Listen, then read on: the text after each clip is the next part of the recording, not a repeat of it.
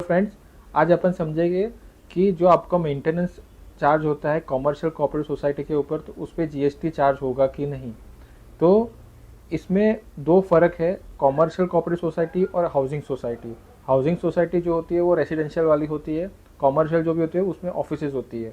तो गवर्नमेंट ने GST law में दोनों को बाइफर्केशन किया है, दोनों को सेपरेट अलग अलग टाइप का टैक्सेशन का क्राइटेरिया दिया है।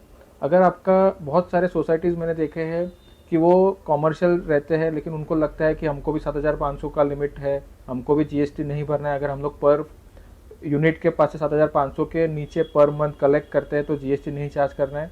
तो ये बहुत बड़ी गलतफहमी है, क्योंकि मेरे को अभी रिसेंटली एक केस हुआ जिसमें सोसाइटी वाले, कॉमर्शियल कॉम्प्लेक्स था, अच्छा खासा बड़ा कॉम्प्लेक्स था, उनका बहुत सारा मेंटेनेंस 2017 से वो कलेक्ट कर रहे थे, लेकिन उन्होंने कोई जीएसटी नहीं भरा था।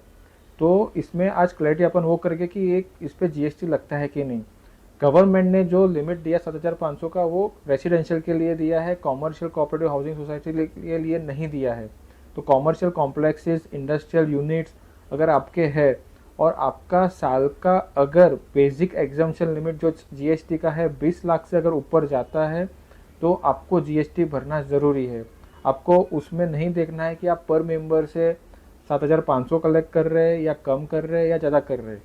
तो वो हिसाब से आपका मेंटेनेंस का बिल देखना है और उसके हिसाब से आपको जीएसटी में फाइलिंग करना है। हाँ, लेकिन इसमें एक चीज़ ज़रूरी है कि अगर आप मेंटेनेंस के साथ में आपका प्रॉपर्टी टैक्स का भी बिल जोड़ रहे हैं, तो उसको आप सेपरेटली बाइफर्केट कीजिए, क्योंकि प्योरली मेंटेनेंस जो है उस पर ही आपको जीएसटी का भरना है। आपको मेंटेनेंस के साथ में जो भी आप अगर प्रॉपर्टी टैक्स कलेक्ट कर रहे हैं, बीएमसी का प्रॉपर्टी टैक्स हो गया, वाटर टैक्स हो गया, तो ये सारे का सारा टैक्स आप सेपरेट लाइन में बताइए और उसका पेमेंट आप टैक्सेस के तरीके से कर रहे हैं, तो उसके ऊपर जीएसटी नहीं लगता है। तो आप जब भी बिल बना है मेंटेनेंस का, तभी आप वो ध्यान रखिए कि आपका मेंटेनेंस का बिल जो भी बनता है, मेंटेनेंस का अमाउंट, बेसिक अमाउंट जो भी बनता है, उसके ऊपर आपको जीएसटी भरना है।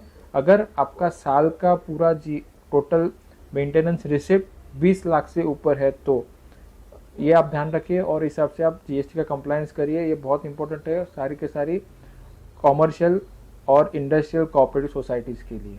Thank you.